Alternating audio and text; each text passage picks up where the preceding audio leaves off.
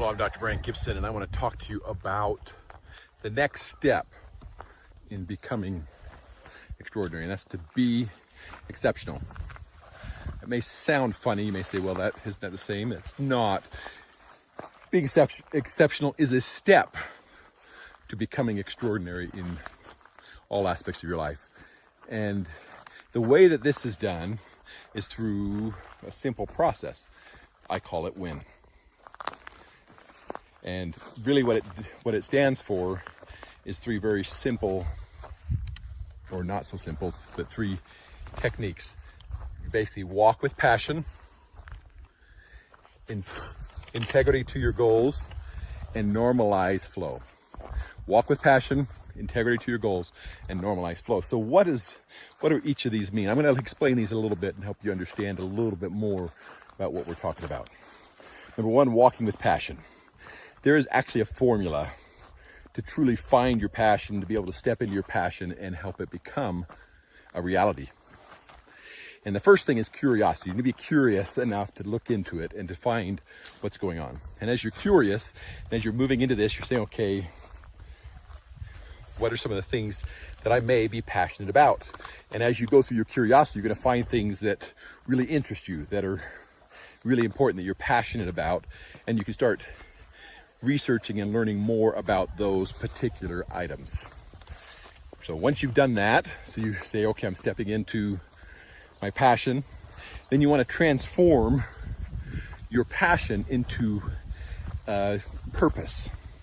Just because you're interested in something does not mean that you're going to take the time to really step into it and to really figure out what's going on. And so you need to make it become a purpose, that it has something that's bigger than you. It's much bigger than you, so that you will have a true why on why you want to move forward with it, right?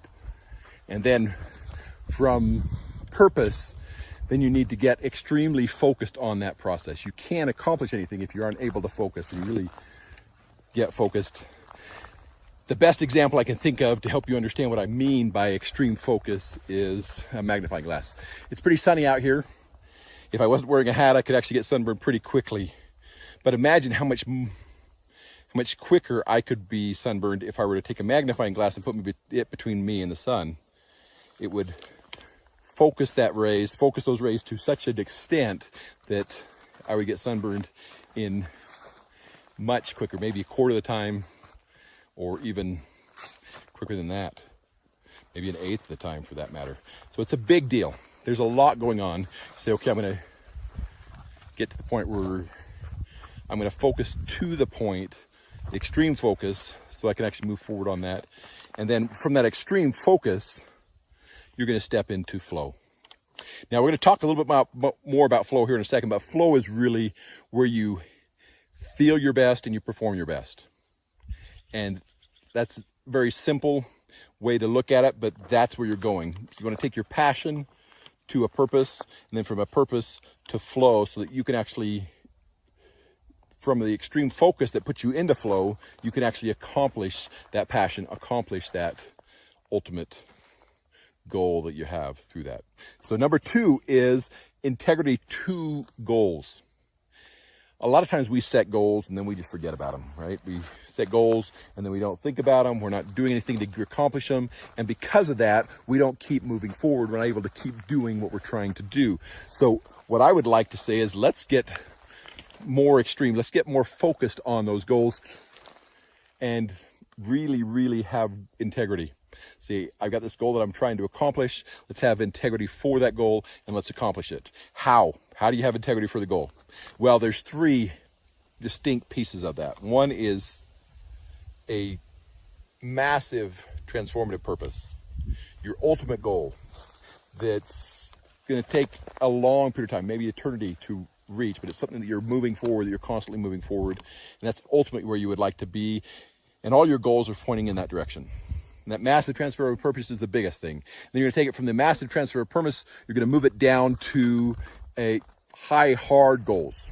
So what's the definition of a high hard goal? A high hard goal is something that's going to take you a period of time, maybe years, 1 to 5 years to accomplish. And you're saying, okay, this is something that I'm going to keep working for, but I'm not going to accomplish it here in a matter of days or weeks or months. It's going to take a lot more work than that. And then you take that those high hard goals now, and there's multiple high hard goals that are helping you get towards your massive transformative purpose. You take these high hard goals, you can say, okay, now I'm going to break those down, and I'm going to break those down into clear goals, to distinct clear goals. These may be annual goals, monthly goals, weekly goals, daily goals, but really the clear goals are these little steps. What are the little things? What is the one step I need to take next to get toward my high hard goal? What's the step I need to take after that? And if you get these clear goals, and to truly be clear goals, they've got to be clear enough that you can actually reach them, that you actually know where you're going, and you can actually work towards it, and you don't get distracted by the how. You can just say, let's just keep moving, let's do this, okay? And so that's the idea. So you want to have clear goals that lead to high hard goals that lead to your massive transformative purpose, and that's how you have integrity to your goals. And the last is to normalize flow. So we talked about flow as part of the walk with passion, but you need to do everything in your life so that it becomes a series of flow events. We're saying, okay, I'm having these different aspects, these different periods of flow in my life, and there's some steps that you can take to help with that. And really, you may be saying, okay, I don't completely understand flow. Why are we trying to get into flow? Well, there's a point where you can actually be a peak performer, where you can actually do things that many other people are not able to do, that you can accomplish much more than the average individual. In fact, what they're finding is if we can get you into flow, you can actually do things 5 times faster. You can learn things 5 times faster. And you have the efficacy of the things that you're doing are also more effective as well. So you're actually improving the way that you function. So this is huge. This could be a really big deal if you can actually get to the point where you normalize flow, where flow becomes a regular part of who you are and what you're doing each and every day. Sorry, I'm looking around to make sure I take the best route so that I can actually get back home in the long run, but we're just hiking up out in the mountains right now. So normalizing flow. So what are some of the things you can do to normalize flow? Number 1, you need to have high consequences. You need to have consequences that are tied to the goal or the passion that you're working towards. And if there's consequences tied to it, it increases your chances of getting into flow. There has to be consequences. Number 2 is your challenge skills ratio, or challenge skills balance. You want to make sure that what you're working on, what this goal is, so you got this goal that you're working towards, you want to do it at a level where you have to work hard enough, that it's challenging enough that the skills you have are not quite enough to make it happen. You want to have to push, you have to want to work on your skills and have to do a little bit more. And if you get that balance just right, then you're going to actually be able to step into a new level of skills, a new level of abilities, and you're going to accomplish things that you couldn't accomplish before. Now, if the challenge is too high, it's something that you can't stretch to, then a lot of times you're gonna get to the point where you get overwhelmed and you don't accomplish it. If it's too low, you're gonna get bored and you'll stop working towards that particular goal or skill because it's too easy. You don't have to think about it, you don't have to work on it. So you want the challenge skill balance to the point where you're actually having to stretch without breaking. Number 3, you want those clear goals like we talked about. They need to be clear, they need to be done in such a way that you're saying, okay, I can do this by taking this step. And it needs to be very, very clear exactly what the next step is, and not so vague that you're trying to figure out where to go from here. Okay. The 4th one is shared goals.